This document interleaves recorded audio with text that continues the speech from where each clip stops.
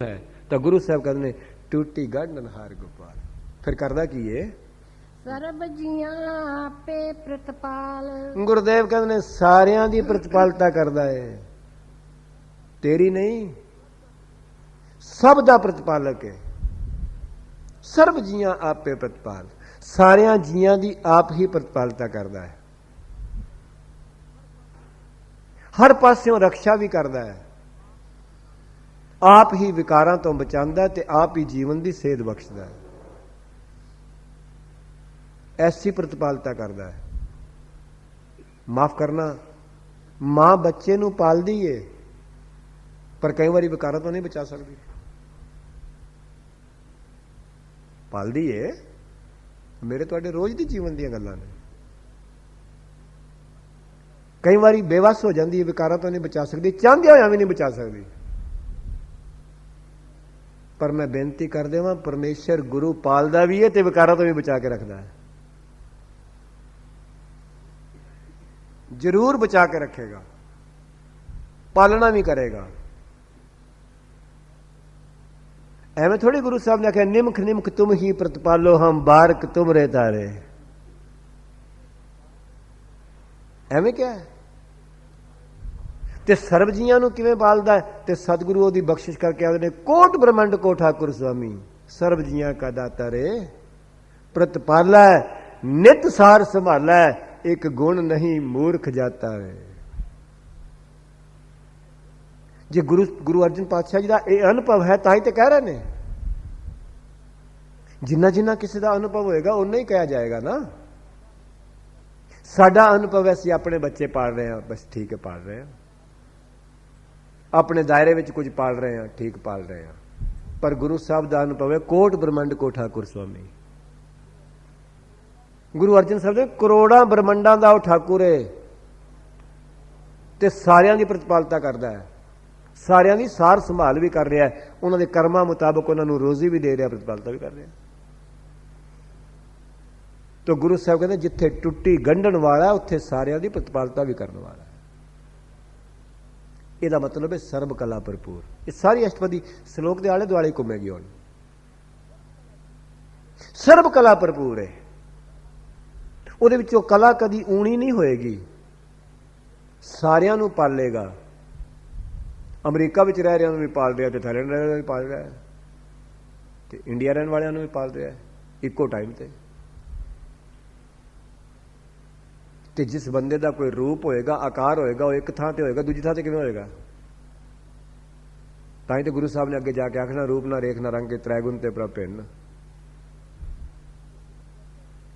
तो गुरु साहब कह रहे ने सर्ब जियां आपे प्रतिपाल, ते सारियां जियां दी आप प्रतिपालता करदा है। ते गुरु साहब अगे एक होर बचन करते हैं। हाँ जी, सगल की चिंता जिस मन माहे। देखो जो आ पंक्ति गुरु की कृपा नाल मेरे तुहाडे सामने आउंदी है ते फिर बंदा हैरान हुंदा भी मैनू अपनी धी दी चिंता है, पुत्र दी चिंता है, ते रब दा किड्डा वड्डा टब्बर है, उहनूं सारियां दी चिंता है। गुरु अर्जन पातशाह कह रहे हैं ना, और बिल्कुल ठीक कह रहे हैं, उसनूं ज्यादा चिंता है, उसनूं चिंता ते वेले नाल सूरज चढ़ांदा ना, दिन चढ़ांदा है।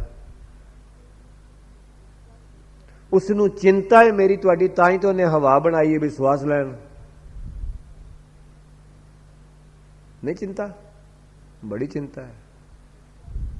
उसनूं चिंता है ते संसार ते आबादी वधी है ते अनाज भी वधा दिता है, उन्होंने चिंता है। पानी उसने दिता है जीण वास्ते, चिंता है उसनूं। पर मुश्किल दी इस गल दी जीव नूं उसकी चिंता कोई नहीं।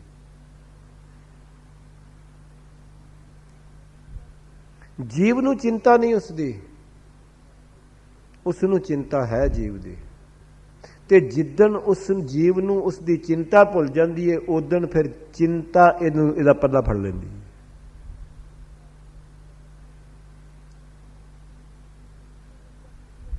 जिस दिन उसका चिंतन भुल जाता है, शब्द दो ने चिंतन ते चिंता।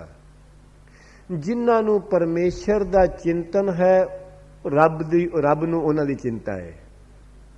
ਜਿਨ੍ਹਾਂ ਨੂੰ ਉਹਦਾ ਚਿੰਤਨ ਭੁੱਲ ਗਿਆ, ਹਕੀਕਤ ਜਾਣੇ ਉਹ ਚਿੰਤਾ ਵਿੱਚ। ਤੂੰ ਉਸ ਦਾ ਚਿੰਤਨ ਕਰ, ਉਹ ਤੇਰੀ ਚਿੰਤਾ ਆਪ ਹੀ ਕਰ ਰਿਹਾ ਹੈ। ਪਰ ਹੈ ਬੜੀ ਔਖੀ ਗੱਲ, ਬੜੀ ਮੁਸ਼ਕਲ ਹੈ। ਇਹ ਉਹ ਆਪ ਹੀ ਕਿਰਪਾ ਕਰੇ ਤੇ ਹੋਵੇ। ਨਹੀਂ ਤੇ ਕਈ ਵਾਰੀ ਐਸੀ ਚਿੰਤਾ, ਗੁਰਦੁਆਰੇ ਆਣ ਕੇ ਵੀ ਬੰਦਾ ਚਿੰਤਾ ਵਿੱਚ ਰਹਿੰਦਾ, ਚਿੰਤਨ ਵਿੱਚ ਨਹੀਂ ਰਹਿੰਦਾ। ਇਹੋ ਹੀ ਤਰਸ ਕਰੇ ਤੇ ਆਪਣਾ ਚਿੰਤਨ ਕਰਾਵੇ। ਮੈਂ ਆਪ ਜੀ ਨੂੰ ਬੇਨਤੀ ਕਰਦਾ, ਤਾਂ ਗੁਰੂ ਸਾਹਿਬ ਨੇ ਪੰਛੀਆਂ ਵੱਲੋਂ ਮੈਨੂੰ ਤੁਹਾਨੂੰ ਮੱਤ ਲੈਣ ਵਾਸਤੇ ਆਖਿਆ ਕਿ ਪੰਛੀ ਵੇਖ ਲੈ ਇੰਨੀ ਚਿੰਤਾ ਨਹੀਂ ਕਰਦੇ ਜਿੰਨੀ ਤੂੰ ਕਰ ਰਿਹਾ ਹੈ। ਸਤਿਗੁਰੂ ਦੇ ਬਚਨ ਨੇ ਗੁਰੂ ਗ੍ਰੰਥ ਸਾਹਿਬ ਜੀ ਅੰਦਰ ਕਿ ਕੱਛੂ ਕੁੰਮੀ ਬੱਚੇ ਆਂਡੇ ਬਾਹਰ ਦਿੰਦੀ ਏ, ਆਪ ਪਾਣੀ ਵਿੱਚ ਰਹਿੰਦੀ ਏ। ਨਾ ਬੱਚਿਆਂ ਦੇ ਖੰਭ ਨੇ ਉਹ ਮਾਂ ਤੱਕ ਜਾ ਸਕਦੇ ਨੇ ਤੇ ਨਾ ਮਾਂ ਉਹਨਾਂ ਤੱਕ ਆ ਸਕਦੀ ਏ। ਤੇ ਭਗਤ ਧੰਨਾ ਜੀ ਗੁਰੂ ਗ੍ਰੰਥ ਸਾਹਿਬ 'ਚ ਕਹਿੰਦੇ ਨੇ ਉਹਨਾਂ ਨੂੰ ਪਰਮੇਸ਼ਰ ਪਾਲਦਾ ਏ ਤੇ ਤੂੰ ਚਿੰਤਾ ਨਾ ਕਰ, ਇਹਨਾਂ ਨੂੰ ਉਹ ਪਾਲੇਗਾ, ਤੂੰ ਉਹਦਾ ਚਿੰਤਨ ਕਰੀ ਚੱਲ।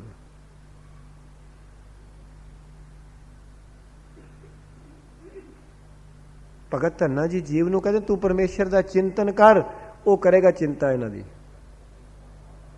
ਪਰ ਤੂੰ ਚਿੰਤਾ ਆਪ ਜ਼ਿਆਦਾ ਕਰਦਾ ਤੇ ਉਹਦਾ ਚਿੰਤਨ ਨਹੀਂ ਕਰਦਾ, ਇਸ ਕਰਕੇ ਫਿਰ ਉਹ ਆਂਦਾ ਚਲ ਹੁਣ ਇਹ ਕਰਦਾ ਪਿਆ, ਮੈਂ ਪਿਛਾੜ ਜਾਣਾ ਵਾ।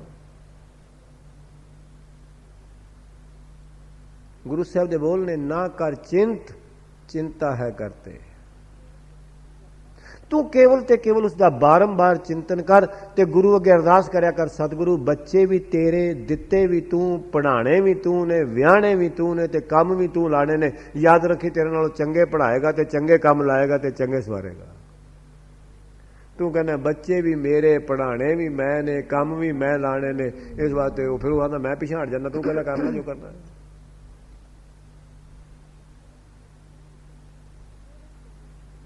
ਤੂੰ ਕੇਵਲ ਤੇ ਕੇਵਲ ਇਹ ਕੰਮ ਕਰਿਆ ਕਰ ਕਿ ਬੱਚੇ ਮੇਰੇ ਨਹੀਂ ਤੇਰੇ ਨੇ, ਪੜ੍ਹਾਣੇ ਤੂੰ ਨੇ, ਕੰਮ ਤੂੰ ਲਾਣੇ ਨੇ, ਜੀਵਨ ਤੂੰ ਸਵਾਰਨਾ ਹੈ। ਮੇਰਾ ਕੀ ਹੈ ਪਾਤਸ਼ਾਹ, ਮੈਂ ਇੱਕ ਮੀਡੀਆ ਤੋਂ ਬਣਾਇਆ ਵਿੱਚ, ਤੇਰੀ ਮਿਹਰਬਾਨੀ ਹੈ, ਪਰ ਇਹ ਕਿਰਪਾ ਤੇ ਤੇਰੀ ਹੀ ਹੋਣੀ ਹੈ। ਯਾਦ ਰੱਖੀ ਚੰਗੇ ਥਾਂ ਵਿਆਹੇਗਾ, ਚੰਗੇ ਪੜ੍ਹਾਏਗਾ, ਚੰਗੇ ਪਾਲੇਗਾ। तो गुरु साहब कहते हैं सरगुल की चिंता जिस मन माहे, परमेश्वर ਨੂੰ ਜ਼ਿਆਦਾ ਚਿੰਤਾ ਹੈ, ਉਸ ਨੂੰ ਜ਼ਿਆਦਾ ਚਿੰਤਾ ਹੈ। ਕਿਉਂ? ਕਿਉਂਕਿ ਉਸ ਦੀ ਆਪਣੀ ਇਹ ਖੇਤੀ ਹੈ। ਪਰ ਤੂੰ ਉਹਦੀ ਚਿੰਤਾ ਛੱਡ ਕੇ ਆਪ ਹੀ ਪਰੇ ਜਾਣਾ ਪਿਆ। ਆਪਣਾ ਘਰ ਛੱਡ ਕੇ ਆਪ ਹੀ ਕੋਈ ਬਾਹਰ ਨੂੰ ਭੱਜੇ ਤੇ ਫਿਰ ਕੀ ਕਰੇ? ਆਪਣੀ ਮਾਂ ਨੂੰ ਪਹਿਚਾਨਣ ਤੋਂ ਕੋਈ ਮੁਨਕਰ ਹੋਵੇ ਤੇ ਬਾਪ ਨੂੰ ਪਹਿਚਾਨਣ ਤੋਂ ਕੋਈ ਮੁਨਕਰ ਹੋਵੇ ਤੇ ਫਿਰ ਬਾਹਰ ਦਾ ਕੋਈ ਆਪਣਾ ਤੇ ਕਹਿ ਦੇਗਾ, ਮਾਂ ਪਿਓ ਤੇ ਨਹੀਂ ਕਹਿ ਸਕਦਾ।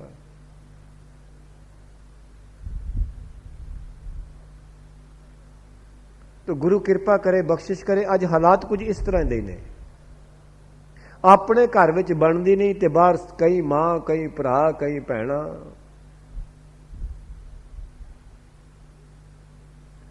तो गुरु कृपा करे, गुरु बख्शिश करे, गुरु रहमत करे। तो गुरुदेव कहते ने सगल की चिंता जिस मन माए, जिन्हों सारे खंड ब्रह्मंडा की चिंता है, सारे जीवां की चिंता है। तो फिर की है? हाँ जी, तिसते बिरथा कोई ना है। गुरुदेव कहते ने हुण इत्थे बिरथा दा लफज हो रहे, खाली उत्थे मतलब सी पीड़। सतगुर कहते ਉਹਦੇ ਤੋਂ कोई भी वांझा नहीं, वो सारियां दा ध्यान रखता है। ऐसा कोई नहीं जिहदे ते ਉਹਦੀ निगाह नहीं, वो सब दा ध्यान रखता है की कर रहा है। तुसी शायद एक पुराणा दी कथा सुनी होवे। कहते ने एक बारी पार्वती ने शंका कीता कि परमात्मा सब नूं दिंदा है, ते वो कहन लगे ਉਹਦੇ पति कि हाँ सब नूं दिंदा है। ते कहते ने पार्वती ने ना एक कीड़ा डब्बे विच बंद कर लिया कि इन्हां नूं पुछांगी थोड़ी देर बाद भी रब ने सब नूं दे दिता है। ਤੇ ਫਿਰ ਡੱਬੀ ਵਿੱਚੋਂ ਕੱਢ ਕੇ ਵਿਖਾਵਾਂਗੀ ਕਿ ਇਹਨੂੰ ਤੇ ਦਿੱਤਾ ਕੋਈ ਨਹੀਂ। ਕਹਿੰਦੇ ਉਹਨੇ ਤਿਲਕ ਲਾਇਆ ਹੋਇਆ ਸੀ, ਜਿਉਂ ਹੀ ਉਹ ਡੱਬੀ ਬੰਦ ਕਰਨ ਲੱਗੀ ਨਾ ਤੇ ਤਿਲਕ ਵਿੱਚੋਂ ਚੌਲਾਂ ਦਾ ਦਾਣਾ ਡੱਬੇ 'ਚ ਡਿੱਗ ਪਿਆ। ਤੇ ਥੋੜੀ ਦੇਰ ਬਾਅਦ ਪੁੱਛਣ ਲੱਗੀ ਵੀ ਪਰਮਾਤਮਾ ਸਭ ਨੂੰ ਦਿੰਦਾ ਹੈ? ਉਹ ਕਹਿਣ ਲੱਗੇ ਹਾਂ ਸਭ ਨੂੰ ਦਿੰਦਾ ਹੈ, ਉਹਦਾ ਬਿਰਧ ਹੈ ਸਭ ਨੂੰ ਰਿਜ਼ਕ ਰੋਟੀ ਪ੍ਰਾਰਬਧ ਮੁਤਾਬਕ ਦਿੰਦਾ ਹੈ। ਉਹ ਕਹਿੰਦੀ ਨਾ ਮੈਂ ਨਹੀਂ ਮੰਨਦੀ। ਕਹਿੰਦੀ ਕਿਉਂ? ਕਹਿੰਦੀ ਆ ਦੇਖ ਮੈਂ ਡੱਬੀ 'ਚ ਇੱਕ ਕੀੜਾ ਮੈਂ ਬੰਦ ਕੀਤਾ, ਹੁਣੇ ਕੱਢ ਕੇ ਦਿਖਾਨੀ ਆ, ਉਹਨੂੰ ਕਿੱਥੋਂ ਦੇ ਦਿੱਤਾ? ਨਹੀਂ ਦਿੱਤਾ। ਜਦੋਂ ਨੇ ਉਹ ਡੱਬੀ ਦਾ ਢੱਕਣ ਖੋਲਿਆ ਤੇ ਉਹ ਕੀੜੇ ਨੇ ਚੌਲ ਮੂੰਹ ਵਿੱਚ ਪਾਇਆ ਸੀ।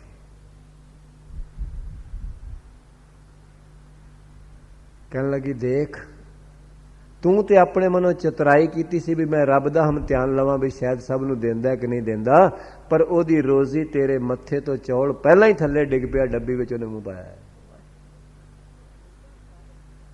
ਤੋ ਦਿੰਦਾ ਪ੍ਰਾਰਬਧ ਮੁਤਾਬਕ ਹੈ। जैसी जैसी जीव दी अपने कर्मां दी प्रारब्ध है।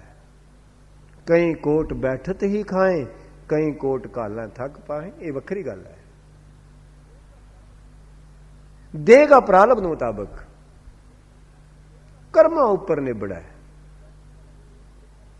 जैसे जैसे खेत शरीर जो बीजिए सो अंत खलोआ आए।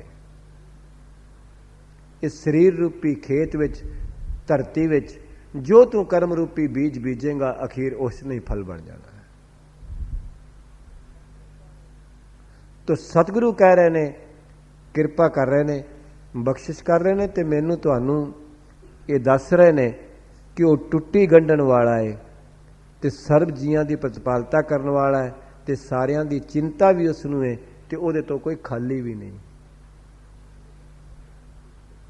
ये नहीं भी उहदे तो असीं कोई भुल के कोई ਉਹਨੂੰ ਪਿਛਾ ਕਰਕੇ ਕੋਈ ਕਰਮ ਕਰ ਲਈਏ ਜਾਂ ਕੋਈ ਪਰਦਾ ਪਾ ਲਈਏ ਉਹਦੇ ਤੇ। ਬੰਦਾ ਸਮਝਦਾ ਸ਼ਾਇਦ ਮੈਨੂੰ ਸੰਸਾਰ ਨਹੀਂ ਵੇਖ ਰਿਹਾ, ਸ਼ਾਇਦ ਮੈਨੂੰ ਕੋਈ ਲੋਕ ਨਹੀਂ ਵੇਖ ਰਹੇ, ਸ਼ਾਇਦ ਮੈਨੂੰ ਕੋਈ ਬੰਦਾ ਨਹੀਂ ਵੇਖ ਰਿਹਾ, ਇਸਤਰੀ ਨਹੀਂ ਵੇਖ ਰਹੀ, ਬੱਚਾ ਨਹੀਂ ਵੇਖ ਰਿਹਾ, ਭੈਣ ਨਹੀਂ ਵੇਖ ਰਹੀ, ਭਰਾ ਨਹੀਂ ਵੇਖ ਰਿਹਾ, ਪਰ ਅੰਦਰ ਅੰਤਰਜਾਮੀ ਤੇ ਉਸ ਵੇਲੇ ਵੀ ਵੇਖ ਰਿਹਾ ਹੈ, ਉਸ ਵੇਲੇ ਵੀ ਵੇਖ ਰਿਹਾ ਹੈ। ਤਾਂ ਸਤਿਗੁਰੂ ਨੇ ਬਚਨ ਬਖਸ਼ਿਸ਼ ਕੀਤੇ ਨੇ, ਦੇ ਕਿਵਾਰ ਅਣਕ ਪਰਦੇ ਮੈਂ ਪਰਦਾਰਾ ਸੰਗ ਫਾਕੈ, ਚਿੱਤਰ ਗੁਪਤ ਜਬ ਲੇਖਾ ਮੰਗਾ ਤਾਂ ਕੌਣ ਪਰਦਾ ਤੇਰਾ ਟਾਕੈ। ਉਹ ਤੇ ਦੇਖ ਰਿਹਾ ਅੰਦਰ, ਉਹ ਤੇ ਅੰਤਰਜਾਮੀ ਹੈ, ਦਾਨਾ ਬੀਨਾ ਹੈ। ਹਰ ਅੰਤਰਜਾਮੀ ਸਭ ਜਾਣੇ ਤਿਸ ਤੇ ਕਹਾ ਛਪਾਈ ਹੈ, ਉਹ ਤੂੰ ਕੀ ਛਪਾ ਸਕਦਾ ਤੂੰ। ਤਾਂ ਗੁਰੂ ਸਾਹਿਬ ਕਹਿੰਦੇ ਤਿਸ ਤੇ ਬਿਰਥਾ ਕੋਈ ਨਾ ਹੈ। ਇੱਥੇ ਬਿਰਥਾ ਦਾ ਮਤਲਬ ਹੈ ਖਾਲੀ, ਉਹਦੇ ਤੋਂ ਕੋਈ ਵੱਖਰਾ ਨਹੀਂ। ਪਹਿਲਾ ਬਿਰਥਾ ਦਾ ਅਰਥ ਸੀ ਪੀੜਾ ਸ਼ਲੋਕ ਵਿੱਚ, ਉਹਦੇ ਕੋਲੋਂ ਨਹੀਂ ਛੁਪਾਇਆ ਜਾ ਸਕਦਾ, ਲੁਕਾਇਆ ਜਾ ਸਕਦਾ। ਹਾਂਜੀ रे मन मेरे सदा हर जाप। बस आ बचन है। ਤਾਂ ਮੇਰੇ ਗੁਰਦੇਵ ਨੇ ਆਖਿਆ ਓਏ ਮਨਾ ਤੂੰ ਐਸੇ ਹਰੀ ਨੂੰ ਸਦਾ ਜਾਪਿਆ ਜਪਿਆ ਕਰ, ਉਹ ਤੈਨੂੰ ਜਾਣਦਾ, ਤੂੰ ਉਹਦੇ ਵੱਲੋਂ ਕਿਉਂ ਵਿਸਲਾ ਹੋ ਰਿਹਾ ਹੈ। ਉਹ ਤੈਨੂੰ ਜਾਣਦਾ ਪਿਆ ਇਸ ਵੇਲੇ ਤੂੰ ਕਿਹੜੀ ਬਿਰਤੀ ਤੇਰੇ ਅੰਦਰ, ਕਿਸ ਵਾਸ਼ਨਾਵਾਂ ਦੀ ਬਿਰਤੀ ਤੇਰੇ ਅੰਦਰ ਉੱਠੀ ਹੈ, ਉਹ ਉੱਠਣ ਤੋਂ ਪਹਿਲਾਂ ਹੀ ਜਾਣਦਾ ਹੈ। ਹੁਣ ਤੇਰੀ ਬਿਰਤੀ ਕਿਸੇ ਰੂਪ ਪਰਾਇਣ ਹੈ ਕਿ ਕਿਸੇ ਵਿਕਾਰ ਪਰਾਇਣ ਹੈ ਕਿ ਕਿਸੇ ਲੋਭ ਪਰਾਇਣ ਹੈ ਕਿ ਕਿਸੇ ਕਾਮ ਪਰਾਇਣ ਹੈ, ਇਹ ਅੰਦਰ ਬੈਠਾ ਜਾਣਦਾ ਨਹੀਂ। ਉਹ ਤੇਰੀ ਹਰ ਬਿਰਤੀ ਦਾ ਅੰਦਰ ਪ੍ਰਕਾਸ਼ਕ ਹੈ, ਉਹ ਤੇਰੇ ਹਰ ਸੰਕਲਪ ਦਾ ਅੰਦਰ ਦ੍ਰਸ਼ਟਾ ਹੈ ਉਹ, ਤੇ ਤੂੰ ਉਹਨੂੰ ਜਾਣਦਾ ਹੀ ਨਹੀਂ। ਤੂੰ ਉਸ ਦੀ ਆਵਾਜ਼ ਹੀ ਨਹੀਂ ਸੁਣ ਰਿਹਾ,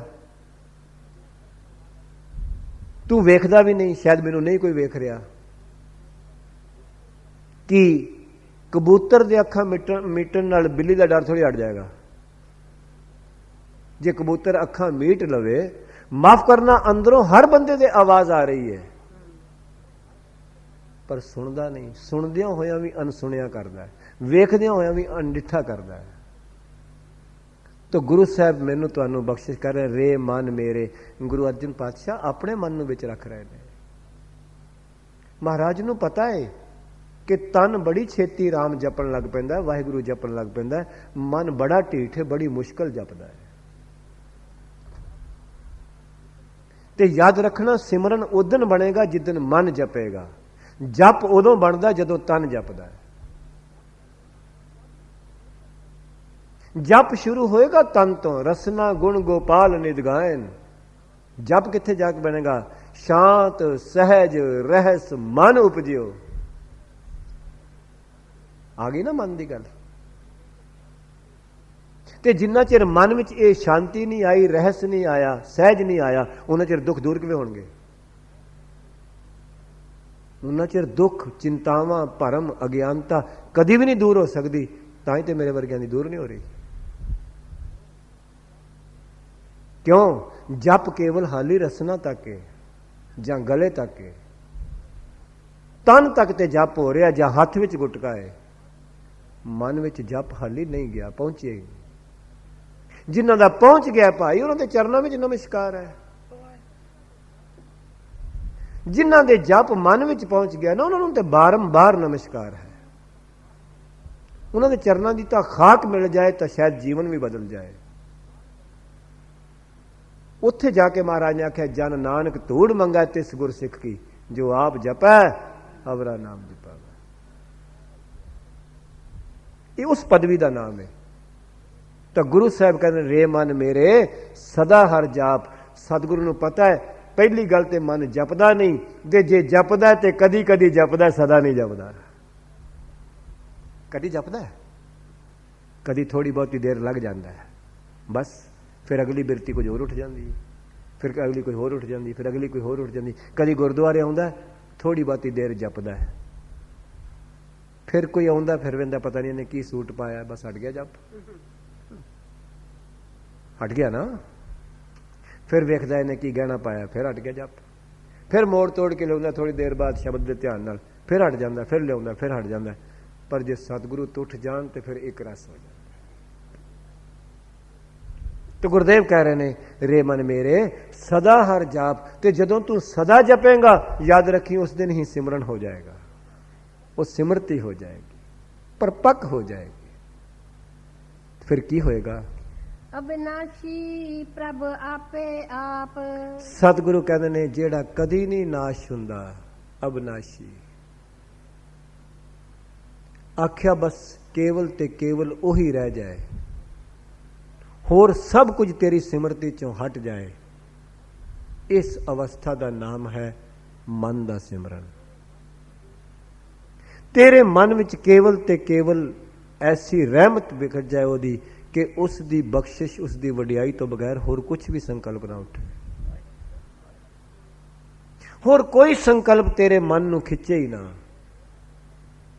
ਨਾ ਕੋਈ ਸੰਸਾਰ ਦਾ ਦ੍ਰਿਸ਼ ਖਿੱਚੇ, ਨਾ ਕੋਈ ਸੰਸਾਰ ਦੀ ਆਵਾਜ਼ ਖਿੱਚੇ, ਨਾ ਕੋਈ ਸੰਸਾਰ ਦਾ ਹੋਰ ਰੂਪ ਖਿੱਚੇ, ਨਾ ਕੋਈ ਆਕਾਰ ਖਿੱਚੇ। ਫਿਰ ਅਬਿਨਾਸ਼ੀ ਪ੍ਰਭ ਆਪੇ ਆਪ।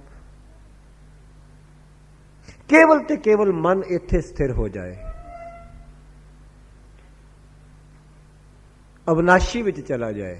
ਤੇ ਅਬਿਨਾਸ਼ੀ ਵਿੱਚ ਉਦੋਂ ਜਾਏਗਾ ਜਦੋਂ ਨਾਸ਼ਵਾਨ ਛੱਡੇਗਾ, ਜਦੋਂ ਦ੍ਰਿਸ਼ ਛੱਡੇਗਾ, ਤਾਂ ਹੀ ਦ੍ਰਿਸ਼ਟਾ ਵਿੱਚ ਜਾਏਗਾ ਨਾ। ਤੇ ਬਾਬਾ ਕਬੀਰ ਦਾ ਮਨ ਜਦੋਂ ਛੱਡ ਬੈਠਾ ਦ੍ਰਿਸ਼ ਨੂੰ, ਤੇ ਬਾਬਾ ਕਬੀਰ ਨੇ ਬਖਸ਼ਣ ਆਪ ਬੋਲ ਕਹੇ, ਦਰਸ਼ਨ ਛੋੜ ਭਏ ਸਮਦਰਸ਼ੀ, ਏਕੋ ਨਾਮ ਧਿਆਵਾਂਗੇ। ਤੇ ਫਿਰ ਬਾਬਾ ਕਬੀਰ ਨੇ ਬੜੀ ਲੰਮੀ ਬਾਂਹ ਕਰਕੇ ਆਖਿਆ, ਬੌੜ ਹਮ ਕਾਹੇ ਆਵੇਂਗੇ। ਇੱਥੇ ਪਹੁੰਚ ਕੇ ਕਹਿ ਸਕਦੇ ਨੇ ਰੱਬ ਦੇ ਪਿਆਰੇ, ਸਾਰੀ ਦਿਹਾੜੀ ਦ੍ਰਿਸ਼ ਚ ਨਹੀਂ ਨਿਕਲੇ ਤੇ ਕੀ ਕਹੀਏ? ਜੋ ਕੁਝ ਕਵਾਂਗੇ ਬਨਾਵਟੀ ਕਵਾਂਗੇ ਨਾ। ਕਿਸੇ ਦਾ ਚੁਰਾਇਆ ਚੁਰਾਇਆ ਕਹਿ ਦਿਆਂਗੇ, ਹੋਰ ਕੀ ਕਵਾਂਗੇ? ਮਾਫ ਕਰਨਾ, ਹਾਲੀ ਤੇ ਦ੍ਰਿਸ਼ ਤੇ ਖੜੇ ਆ। ਦ੍ਰਿਸ਼ ਅੱਖੀ ਵੇਖ ਨਾ ਰਜੀਆਂ ਬਹੁ ਰੰਗ ਤਮਾਸ਼ੇ, ਤੇ ਗੱਲ ਕੀ ਕਰੀਏ ਦ੍ਰਿਸ਼ਾਂ ਦੀ? ਹਾਲੀ ਤੇ ਦ੍ਰਿਸ਼ਾਂ ਤੋਂ ਹੀ ਨਹੀਂ ਮਨ ਭਰਿਆ, ਅੱਖਾਂ ਨਹੀਂ ਭਰੀਆਂ, ਰੂਪ ਤੋਂ ਹੀ ਨਹੀਂ ਭਰੀਆਂ, ਤੇ ਸਰੂਪ ਤੇ ਕਿੱਥੇ ਪਹੁੰਚੇਗਾ? ਹਾਲੀ ਤੇ ਆਕਾਰ ਤੋਂ ਹੀ ਨਹੀਂ ਰਜੀਆਂ, ਤੇ ਫਿਰ ਨਿਰੰਕਾਰ ਤੇ ਕਿਵੇਂ ਪਹੁੰਚੇਗਾ? ਹਾਲੀ ਤੇ ਇੱਕ ਆਕਾਰ ਵੇਖਦੀਆਂ ਨੇ, ਫਿਰ ਦੂਜਾ ਵੇਖਣ ਨੂੰ ਜੀ ਕਰਦਾ, ਫਿਰ ਤੀਸਰਾ ਵੇਖਣ ਨੂੰ ਜੀ ਕਰਦਾ, ਫਿਰ ਚੌਥਾ ਵੇਖਣ ਨੂੰ ਜੀ ਕਰਦਾ। ਤਾਂ ਗੁਰੂ ਸਾਹਿਬ ਕਹਿੰਦੇ ਨੇ, ਬਖਸ਼ਿਸ਼ ਕਰਦੇ ਨੇ ਤੇ ਰਹਿਮਤ ਕਰਦੇ ਨੇ। ਤੇ ਮਹਾਰਾਜ ਕਹਿੰਦੇ ਨੇ ਅਗਲੀ ਪੰਕਤੀ ਵਿੱਚ, ਹਾਂਜੀ, ਆਪਨ ਕੀਆ ਕਛੂ ਨਾ ਹੋਏ। ਬਸ ਆਹੀ ਫਰਕ ਹੈ। ਗੁਰਦੇਵ ਕਹਿੰਦੇ ਉਹ ਜੀਵ ਇਹ ਤੇਰੀ ਆਪਣੇ ਵੱਸ ਦਾ ਕੰਮ ਨਹੀਂ। ਇਹ ਤੂੰ ਆਖੇ ਮੈਂ ਆਪਣੀ ਚਤਰਾਈ ਨਾਲ ਕਰਨਾ, ਬੁੱਧੀ ਨਾਲ ਕਰਨਾ, ਸਿਆਣਪ ਨਾਲ ਕਰਨਾ, ਅਕਲ ਨਾਲ ਕਰਨਾ, ਨਹੀਂ ਹੋਣਾ। ਆਪਨ ਕੀਆ ਕਿਛੂ ਨਾ ਹੋਏ। ਆਖਿਆ ਮਤ ਤੂੰ ਸਮਝੇ ਕਿ ਸ਼ਾਇਦ ਮੈਂ ਇੰਨੀ ਹੁਸ਼ਿਆਰੀਆਂ ਨਾਲ ਇਹ ਕੰਮ ਕਰ ਲਵਾਂ। ਹੈ ਤੇ ਸੰਸਾਰ ਵੀ ਆਪਣੀ ਬੁੱਧੀ ਨਾਲ ਨਹੀਂ ਹੁੰਦਾ, ਪਰ ਜੀਵ ਮਨ ਬੈਠਦਾ, ਕਹਿੰਦਾ ਬੰਦਾ ਮੈਂ ਮਕਾਨ ਬਣਾਇਆ। ਇਹਦਾ ਮਤਲਬ ਤੇਰੀ ਅਕਲ, ਤੇਰਾ ਧਨ ਵੱਡਾ, ਤੂੰ ਮਕਾਨ ਬਣਾ ਲਿਆ। ਮੈਂ ਮਕਾਨ ਖਰੀਦਿਆ। ਕੋਈ ਕਹਿੰਦਾ ਮੈਂ DC ਬਣ ਗਿਆ ਵਾਂ, SP ਬਣ ਗਿਆ ਪੜ੍ਹ ਕੇ। ਹੈ ਤੇ ਹੰਕਾਰ ਦੀ ਗੱਲ। ਪਰ ਕੋਈ ਕਹੇ ਮੈਂ ਗੁਰਮੁਖ ਬਣ ਗਿਆ ਵਾਂ, ਕਦੀ ਵੀ ਨਹੀਂ ਮੰਨਿਆ, ਜੇ ਨਾ ਮੰਨਿਆ ਜਾ ਸਕਦਾ। ਕੋਈ ਕਹੇ ਮੈਂ ਆਪ ਗੁਰਮੁਖ ਬਣ ਗਿਆ, ਇਹ ਕਦੀ ਨਹੀਂ ਹੋ ਸਕਦਾ। ਯਾਦ ਰੱਖਣਾ, ਗੁਰਮੁਖ ਜਿਹਨੂੰ ਬਣਾਏਗਾ ਗੁਰੂ ਹੀ ਬਣਾਏਗਾ। ਤੇ ਮਿੱਟੀ ਪਈ ਹੈ ਘੁਮਿਆਰ ਅੱਗੇ, ਤੇ ਮਿੱਟੀ ਆਖੇ ਮੈਂ ਆਪ ਘੜਾ ਬਣ ਗਈ ਹਾਂ, ਤੇ ਫਿਰ ਕੀ ਮੰਨ ਲਓਗੇ ਤੁਸੀਂ? ਮੰਨ ਲਓਗੇ? ਕੋਈ ਮਿੱਟੀ ਕਹੇ ਮੈਂ ਘੜਾ ਬਣ ਗਈ ਹਾਂ ਬਗੈਰ ਘੁਮਿਆਰ ਦੀ ਕਲਾ ਤੋਂ। ਕੋਈ ਸੋਨਾ ਕਹੇ ਵੀ ਮੈਂ ਵੰਗ ਬਣ ਗਈ ਹਾਂ ਬਗੈਰ ਸੁਨਿਆਰ ਦੀ ਕਲਾ ਤੋਂ, ਕੀ ਮੰਨ ਲਓਗੇ ਤੁਸੀਂ? ਕਿਸੇ ਸੋਨੇ ਦੀ ਤਾਕਤ ਹੈ ਆਪ ਵੰਗ ਬਣ ਜਾਏ? ਕਿਸੇ ਮਿੱਟੀ ਦੀ ਤਾਕਤ ਹੈ ਉਹ ਆਪ ਘੜਾ ਬਣ ਜਾਏ? ਕਿਸੇ ਲੱਕੜ ਦੀ ਤਾਕਤ ਹੈ ਉਹ ਆਪ ਪਲੰਗ ਬਣ ਜਾਏ? ਯਾਦ ਰੱਖਣਾ, ਕਿਸੇ ਜੀਵ ਦੀ ਤਾਕਤ ਹੈ ਉਹ ਆਪ ਜਨ ਬਣ ਜਾਏ? ਜਨ ਜਿਸ ਨੂੰ ਬਣਾਏਗਾ ਪੂਰਨ ਗੁਰੂ ਬਣਾਏਗਾ। ਜੀਵ ਦੀ ਕੀ ਤਾਕਤ ਹੈ ਜਨ ਬਣ ਜਾਏ? ਜਨ ਜਿਨ੍ਹਾਂ ਨੂੰ ਬਣਾਉਂਦਾ ਪੂਰਨ ਗੁਰੂ ਬਣਾਉਂਦਾ ਹੈ। ਜੀਵ ਦੀ ਕੋਈ ਤਾਕਤ ਨਹੀਂ ਆਪ ਜਨ ਬਣ ਜਾਏ। ਐਵੇਂ ਨਹੀਂ ਸਤਿਗੁਰੂ ਨੇ ਬਾਣੀ ਚ ਆਖਿਆ ਪ੍ਰੇਮ ਭਗਤ ਉਦਰੈ ਸੇ ਨਾਨਕ ਕਰ ਕਿਰਪਾ ਸੰਤ ਆਪ ਕਰਿਓ ਹੈ। ਸੰਤ ਜਿਹਨੂੰ ਬਣਾਏਗਾ ਪੂਰਨ ਗੁਰੂ ਹੀ ਬਣਾਏਗਾ। ਗੁਰਮੁਖ ਜਿਹਨੂੰ ਬਣਾਏਗਾ ਪੂਰਨ ਗੁਰੂ ਬਣਾਏਗਾ। ਜਨ ਜਿਹਨੂੰ ਬਣਾਏਗਾ ਪੂਰਨ ਗੁਰੂ ਬਣਾਏਗਾ। ਗੁਰਸਿੱਖ ਜਿਹਨੂੰ ਬਣਾਏਗਾ ਪੂਰਨ ਗੁਰੂ ਬਣਾਏਗਾ। ਇਹਦੀ ਕੀ ਤਾਕਤ ਹੈ ਬਣ ਜਾਏ? तो गुरु साहब कहते आपन किया कछु ना होए। अगली प्राणी हाँ जी जे सो प्राणी लोचै कोए। सतगुरु कहते ने भावें जिन्नी वारी मर्जी प्राणी लोचदा रहे, जे अपने यतन लख भी पिया करे, अपनियां सियाणपां हजारां भी चलाए, फिर भी नहीं हो सकता। ये तो गुरु की वडियाई है, वह बख्शिश कर देवे। क्यों? वो टूटी गंढ नाल अर्ज होया।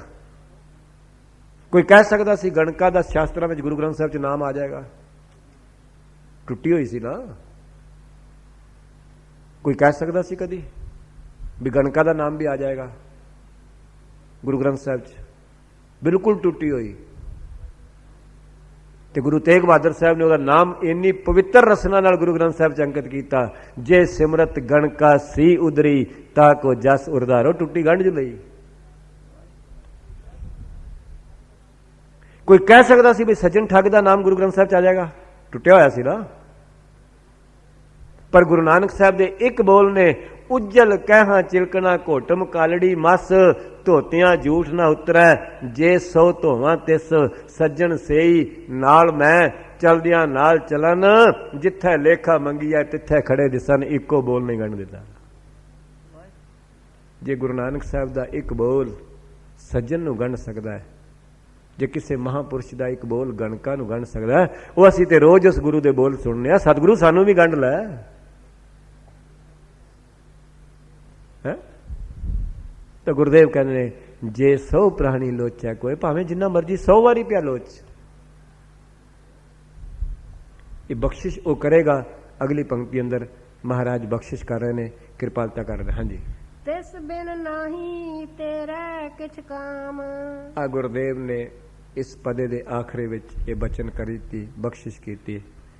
याद रखना, जिन्ना भी काम तुसी ते मैं जदों दी संभाल आई है संसार विच कर रहे हैं, बंदा इस करके करदा है कि ये मेरे काम आउणगे।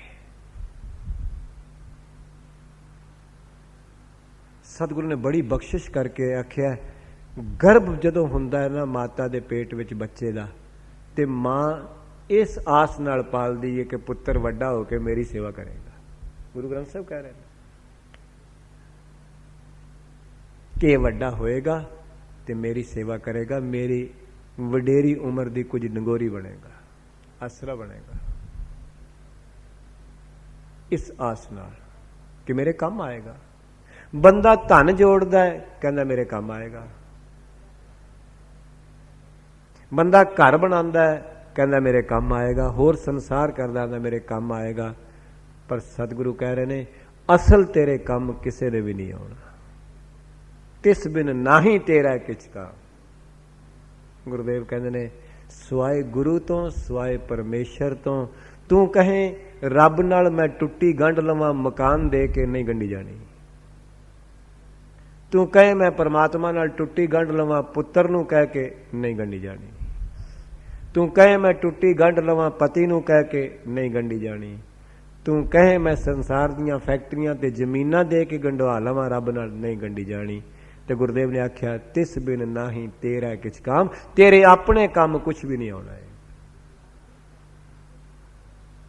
ਜੇ ਤੂੰ ਟੁੱਟੀ ਗੰਢਣੀ ਹੈ, ਆਪਣਾ ਜੀਵਨ ਗੁਰੂ ਦੀ ਕਿਰਪਾ ਨਾਲ ਬਣਾਉਣਾ ਹੈ, ਤਾਂ ਫਿਰ ਕੀ ਕਰ। ਸਤਿਗੁਰੂ ਅਗਲੀ ਪੰਕਤੀ ਅੰਦਰ ਕਾਮ ਕਿਸ ਤਰ੍ਹਾਂ ਸਰੇਗਾ, ਯਾਦ ਰੱਖਣਾ ਕਾਮ ਦੇ ਨਾਲ ਨਾਮ ਦਾ ਸੰਬੰਧ ਜਿੱਦਣ ਜੁੜੇਗਾ, ਉਹ ਗੁਰੂ ਸਾਹਿਬ ਅਗਲੀ ਪੰਕਤੀ ਅੰਦਰ ਸਪਸ਼ਟ ਕਰ ਰਹੇ ਨੇ, ਬਖਸ਼ਿਸ਼ ਕਰ ਰਹੇ ਨੇ। ਨਾਲੇ ਸਪਸ਼ਟ ਦੱਸ ਦੇਣਗੇ ਵੀ ਕਾਮ ਵੀ ਕੀ ਸੀ। ਕਾਮ ਮੀਨਸ ਕੰਮ, ਗਰਜ਼। ਗੁਰਦੇਵ ਕਹਿ ਰਹੇ ਨੇ ਤਿਸ ਬਿਨ ਨਾਹੀ ਤੇਰਾ ਕਿਛ ਕਾਮ, ਤੇਰੇ ਆਪਣੇ ਕੰਮ ਆਉਣ ਵਾਲੀ ਕੋਈ ਵਸਤੂ ਨਹੀਂ। ਮੈਂ ਸਵੇਰੇ ਵੀ ਅੱਜ ਬੇਨਤੀ ਕੀਤੀ ਸੀ, ਉਹ ਭੱਠੀ ਦੇ ਭਾੜੇ ਵਾਲੀ ਗੱਲ। ਪੁਰਾਣੇ ਜ਼ਮਾਨੇ 'ਚ ਦਾਣੇ ਭਨਾਈ ਦੇ ਸਨ ਤੇ ਭੱਠੀ ਭਾੜਾ ਲੈਂਦੀ ਸੀ, ਬਾਕੀ ਦਾਣੇ ਉਹਦੇ ਸਨ। ਯਾਦ ਰੱਖਣਾ ਜੋ ਕੁਝ ਥੋੜਾ ਬਹੁਤਾ ਪ੍ਰਾਲਬਧ ਦਾ ਖਾਣਾ ਹੈ, ਇਹ ਮੈਨੂੰ ਤੁਹਾਨੂੰ ਭਾੜਾ ਮਿਲਣਾ, ਬਾਕੀ ਤੇ ਜਿਨ੍ਹਾਂ ਦਾ ਹੈ ਉਹਨਾਂ ਨੇ ਸਾਂਭ ਲੈਣਾ। ਗੁਰਦੇਵ ਕਹਿ ਰਹੇ ਨੇ ਤਿਸ ਬਿਨ ਨਾਹੀ ਤੇਰਾ ਕਿਛ ਕਾਮ। ਫਿਰ ਅਗਲੀ ਪੰਕਤੀ ਮਹਾਰਾਜ ਕਹਿ ਰਹੇ ਨੇ, ਹਾਂਜੀ ਗਤ ਨਾਨਕ ਜਪ ਏਕ ਹਰ ਨਾਮ। ਬਸ ਪਹਿਲਾ ਸ਼ਬਦ ਹੈ ਗਤ। ਗਤ ਸੰਸਕ੍ਰਿਤ ਦਾ ਸ਼ਬਦ ਹੈ। ਗਤ ਮੈਨੇ ਗਤੀ। ਯਾਦ ਰੱਖਣਾ ਗਤੀ ਜਦੋਂ ਹਿੰਦੀ ਭਾਸ਼ਾ ਵਿੱਚ ਆਇਆ ਸ਼ਬਦ, ਗਤੀ ਮੈਨੇ ਸਪੀਡ। ਪਰ ਜਦੋਂ ਸੰਸਕ੍ਰਿਤ ਸ਼ਬਦ ਆਇਆ ਗਤ ਮੈਨੇ ਮੋਕਸ਼, ਮੁਕਤੀ। ਇਹ ਧਿਆਨ ਕਰ ਲੈਣਾ ਆਪ ਜੀ ਨੇ। ਜਦੋਂ ਭਾਸ਼ਾ ਬਦਲਦੀ ਹੈ ਅਰਥ ਬਦਲ ਜਾਂਦੇ ਨੇ। ਜਦੋਂ ਹਿੰਦੀ ਭਾਸ਼ਾ ਵਿੱਚ ਆਉਂਦਾ ਹੈ ਗਤੀ, ਸਪੀਡ। ਜਦੋਂ ਸੰਸਕ੍ਰਿਤ ਭਾਸ਼ਾ ਗਤ, ਗਤ ਮੈਨੇ ਮੁਕਤੀ, ਮੋਕਸ਼, ਗਤੀ ਜਿਹਨੂੰ ਅਸੀਂ ਕਹਿੰਦੇ ਹਾਂ। ਕਈ ਲੋਕ ਮਰਨ ਤੋਂ ਬਾਅਦ ਗਤੀ ਕਰਾਉਂਦੇ ਨੇ, ਪਰ ਗੁਰੂ ਨਾਨਕ ਪਾਤਸ਼ਾਹ, ਗੁਰੂ ਅਰਜਨ ਸਾਹਿਬ ਪਾਤਸ਼ਾਹ ਕਹਿੰਦੇ ਜਿਉਂਦੇ ਜੀ ਤੇਰੀ ਮੁਕਤੀ ਹੋ ਸਕਦੀ ਹੈ। ਔਰ ਯਾਦ ਰੱਖਣਾ ਮੈਂ ਵੀ ਹੱਥ ਜੋੜ ਦਿਆਂ, ਮਰ ਕੇ ਕਦੀ ਕੋਈ ਮੁਕਤ ਨਹੀਂ ਹੋਇਆ। ਜਿਹਨੂੰ ਵੀ ਗੁਰੂ ਕਰੇਗਾ ਜਿਉਂਦੇ ਜੀ ਕਰੇਗਾ। ਮਤ ਤੁਸੀਂ ਕਹੋ ਕੋਈ ਮਰ ਕੇ ਕੋਈ ਮੁਕਤ ਹੋ ਗਿਆ। ਨਾ ਕੋਈ ਪੰਡਤ ਕਰ ਸਕੇ ਤੇ ਨਾ ਕੋਈ ਬ੍ਰਾਹਮਣ ਕਰ ਸਕੇ ਤੇ ਨਾ ਕੋਈ ਗ੍ਰੰਥੀ ਕਰ ਸਕੇ। ਮਾਫ ਕਰਨਾ, ਮੁਕਤੀ ਜਿਹਦੀ ਹੋਵੇਗੀ ਪੂਰਨ ਗੁਰੂ ਕਰੇਗਾ, ਜਿਉਂਦੇ ਜੀ ਕਰੇਗਾ। ਤੇ ਗੁਰੂ ਸਾਹਿਬ ਕਹਿ ਰਹੇ ਨੇ ਗਤ ਨਾਨਕ ਜਪ ਏਕ ਹਰ ਨਾਮ। ਤੇ ਮਹਾਰਾਜ ਨੇ ਜਪ ਲਿਖਿਆ, ਜਪਾ ਵੀ ਨਹੀਂ ਲਿਖਿਆ ਵੀ ਕਿਸੇ ਕੋਲੋਂ ਨਾਮ ਜਪਾ ਕੇ ਮੁਕਤੀ ਲੈ ਲਈ। ਅਸੀਂ ਤੇ ਬਹੁਤੇ ਜਿਹੜੇ ਨਾ ਵੀ ਪਾਠ ਕੀਤਾ ਕਰਾਇਆ ਲੱਭਦੇ ਆ। ਪਾਠ ਕਰਨਗੇ ਭਾਈ ਸਾਹਿਬ ਤੇ ਇਹਨੂੰ ਇੰਨਾ ਵੀ ਨਹੀਂ ਪਤਾ ਵੀ ਨਵੇਂ ਮਹਿਲ ਦੇ ਸ਼ਲੋਕ ਕਦੋਂ ਲੰਘ ਗਏ ਨੇ। ਤੇ ਅਰਦਾਸ ਫਿਰ ਬੜਾ ਉਹਨਾਂ ਨੇ ਗੁਰਮੁਖਾਂ ਨੇ ਪਾਠ ਕਰਾਇਆ ਸੀ। ਨੇ ਗੁਰਮੁਖ ਭਾਵੇਂ ਟੀਵੀ ਵੀ ਵੇਂਦਾ ਹੋਵੇ ਤੇ ਭਾਈ ਸਾਹਿਬ ਪਾਠ ਵੀ ਕਰਦੇ ਨੇ। ਤੇ ਗੁਰਮੁਖ ਕਿੱਥੋਂ ਹੋ ਗਿਆ? ਉਹ ਗੁਰਮੁਖ ਨੇ ਘਰ ਫਿਲਮ ਲਾਈ ਹੈ ਤੇ ਭਾਈ ਸਾਹਿਬ ਪਾਠ ਵੀ ਕਰਦੇ ਨੇ। ਤੇ ਫਿਰ ਅਰਦਾਸ ਹੋ ਗਈ, ਗੁਰਮੁਖਾਂ ਨੇ ਬੜਾ ਪਾਠ ਕਰਾਇਆ ਹੈ। ਧੰਦਾ ਬਣ ਚੁੱਕਾ ਜੇ ਸੱਚੀ ਪੁੱਛਦੇ ਹੋ ਧਰਮ ਦੀ। ਕਿਉਂ? ਇਹ ਗੱਲ ਸੀ ਵੀ ਜੇ ਤੈਨੂੰ ਕਰਨਾ ਨਹੀਂ ਆਉਂਦਾ ਸੁਣ ਲੈ। ਸੁਣਨ ਜੋਗਾ ਵੀ ਟਾਈਮ ਨਹੀਂ, ਸਿੱਖ ਕੋਲ ਕਰਨ ਜੋਗਾ ਵੀ ਟਾਈਮ ਨਹੀਂ, ਤੇ ਫਿਰ ਰੱਬ ਕਿਰੇ ਮੁਕਤੀ ਲੈ ਕੇ ਮਗਰ ਤੁਰਿਆ ਫਿਰਦਾ ਹੈ।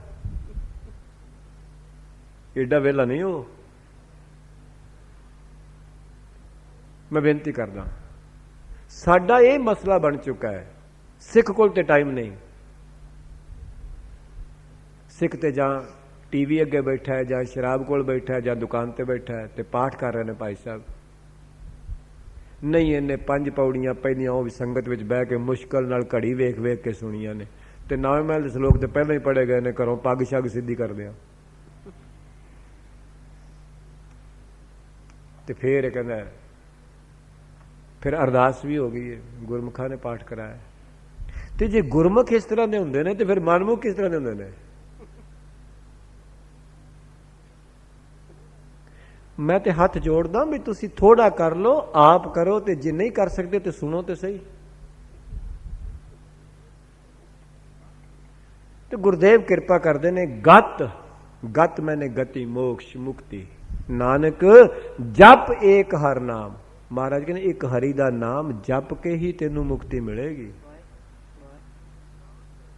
ਹੋਰ ਕੋਈ ਸਾਧਨ ਨਹੀਂ। ਨਾਮ ਤੋਂ ਬਗੈਰ ਤੇਰਾ ਇਹ ਕੰਮ ਨਹੀਂ ਸੌਰਨਾ, ਇਹ ਕੰਮ ਨਹੀਂ ਸੌਰ ਸਕਦਾ। ਜੇ ਤੂੰ ਆਖੇ ਨਾਮ ਤੋਂ ਬਗੈਰ ਮੇਰਾ ਕੰਮ ਸੌਰ ਜਾ, ਨਹੀਂ ਸੌਰੇਗਾ, ਕਿਸੇ ਦਾ ਵੀ ਨਹੀਂ ਸੌਰਨਾ। ਮੈਂ ਕਈ ਵਾਰੀ ਕਹਿੰਦਾ ਹੁੰਦਾ, ਗੁਰੂ ਨਾਨਕ ਦੇ ਘਰ ਦੀ ਇੱਕੋ ਹੀ ਸ਼ਰਤ ਹੈ, ਨਾਨਕ ਕੈ ਘਰ ਕੇਵਲ ਨਾਮ। ਬਸ